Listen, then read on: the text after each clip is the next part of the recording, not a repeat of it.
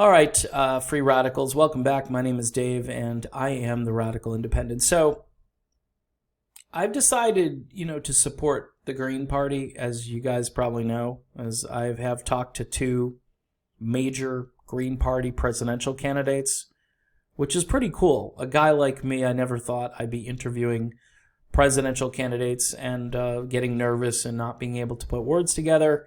I did get through it. And obviously, I got critiqued heavily after that. And I've been told on Twitter that I'm starting to favor one candidate, or I'm not trying to. And I'm still thinking about Jesse Ventura. I'm hoping that he would jump into this race, but we don't know. It would be cool if he did, because we need some firepower. We need a name brand candidate that people can get excited for, and has name ID, and who can go out there and just rile up the base. There's a base out there that needs to be riled up, and Jesse could do it. So I'm still hoping for him. But I've noticed that there are two schools of thought right now. And I'm a peace activist. In other words, I don't want us going to war. I want us to bring pretty much all the troops home. Unless there's an immediate threat to the homeland, I want our troops to come home. I'm dead serious. Imagine if we had that infrastructure ready to go to battle like COVID-19 and all this stuff that we're dealing with now, and that was ready 2-3 months ago, and that went on high alert, and we started to block people from entering the country who were a danger, were basically like small little nuclear weapons that were coming into the country. Because we're over 40,000 now. How many people do we lose in various wars? 40,000 is a lot of people. And there's no vaccine, so this is pretty heavy stuff.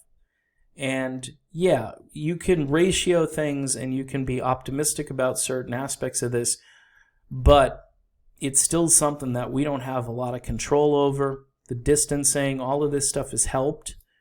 But if you get it, you're going to go one or two ways. You're either going to have very little in the sense of symptoms, or you're going to be in deep trouble. So this was definitely something that we could have been more ready for if we had that infrastructure in place. And we don't. We don't. We have a bloated military budget, and I want to vote for a party, a candidate who believes in the things that Bernie Sanders ran on and the things that Tulsi Gabbard ran on. I think Dario Hunter has an edge, I would say, over Howie Hawkins. I really enjoyed talking with Howie Hawkins. I had a great interview. But if you're going to pick of those two people, I think Dario, being younger and being the original free speecher and the original anti-Russiagator, I like where he comes from. But a lot of people won't or can't accept the Green Party for whatever reason. And I'm trying to get through to them. But again, it's like herding cats along. Everybody's going in a different direction. You got people that are sincerely worried about civil liberties. You got people who are worried about anti-science kookiness. About people who are just ignoring scientific warnings, and people who are smart, who are putting their 2 cents out there. There's a lot of paranoia. There's a lot of frustration. And I've noticed a lot of what indie media is doing right now is just documenting the obvious again. Just talking about the obvious, like Joe Biden is losing his mind and so forth. Yeah, we know this. We know this. You could be helping out this other candidate over here in the green, but just pick your candidate. If you don't like Howie Hawkins, I get so much resistance talking about Howie. I go, well, what about Dario? Well, the whole thing, Howie's rigging, this is the new thing. Howie is rigging the primaries and so forth. And we had rigging in the Democratic Party. Now we're going to have rigging in the Green Party. I don't know. I'm supposed to watch interviews, and I'm supposed to just, you know what this is supposed to do for me? Is just so I won't be enthusiastic about any of it. And to me, it's like at that point I would be CNN, because my only job is to tear down everything. Just tear it down. Negativity 24/7. Everything is bad. Orange man bad. And I'm using Trump here because, yeah, there have been moments where Trump has probably done a few good things.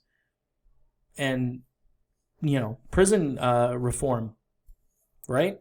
That was criminal justice reform. That was a cool thing. And he got very little credit for that. And that's kind of a progressive issue, by the way. That's not like a neoliberal issue. That's more progressive, and he was on that. So imagine if instead of just a contrarian party and media, you actually had people coming together and working together to show the best of humanity and to stop tearing one another down and say, yeah, I disagree with this person on this policy, but here's where we agree and we need to work together to make this happen.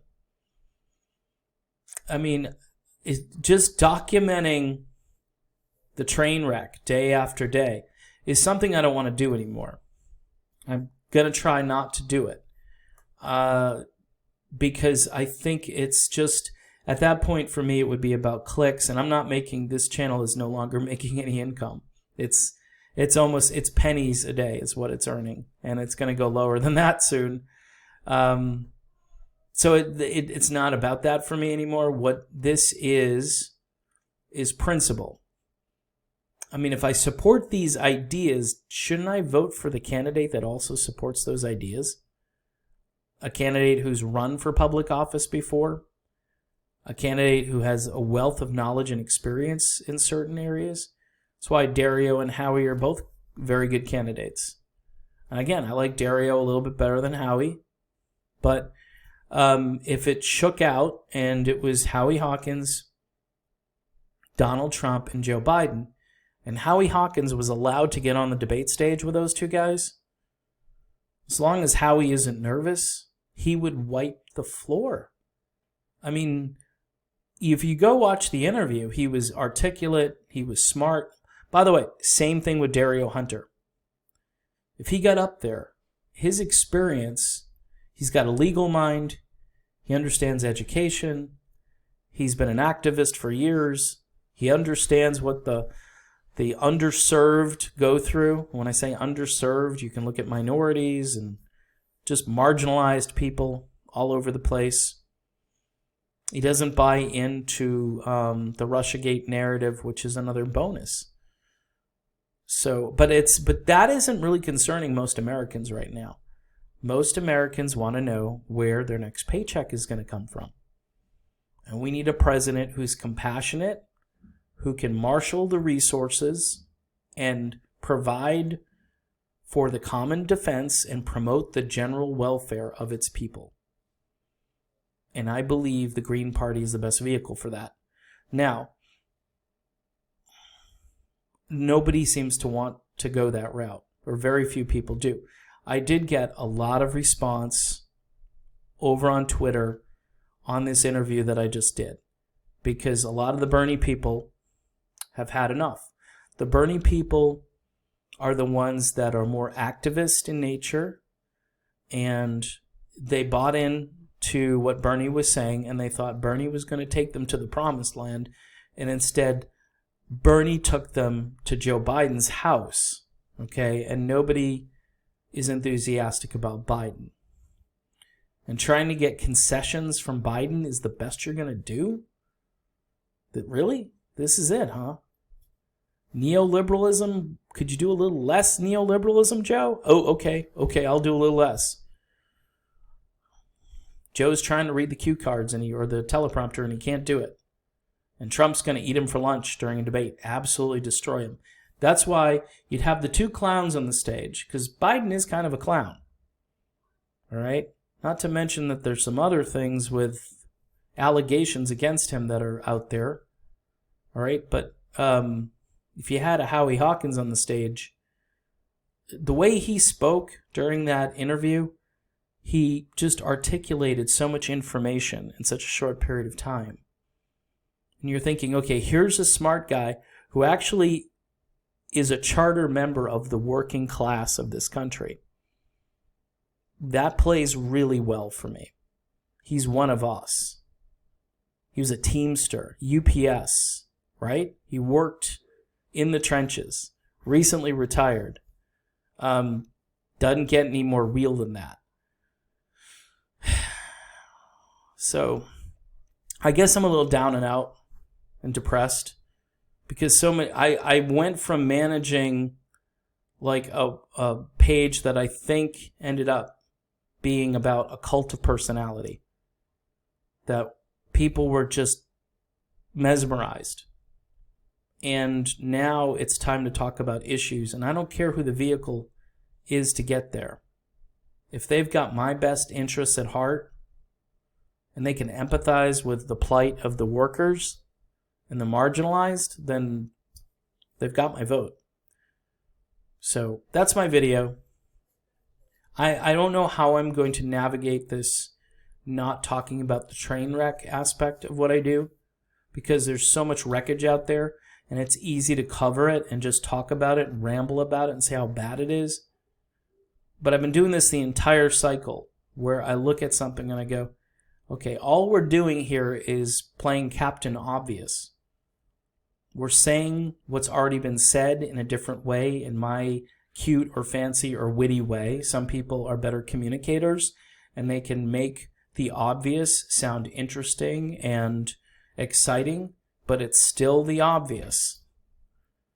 And we've got to move past the obvious, and we got to move to a place where people care about issues and want to vote so their lives are better, so they don't get screwed out of their house, so that they can make their mortgage payment, right? So they can afford the rent where they live, so where they can access food, where they can get clean water, because there are areas in this country where the water is not clean. There are chemicals in it, and our government, again, is supposed to protect us. The general welfare. So it's right there. It's in our documents.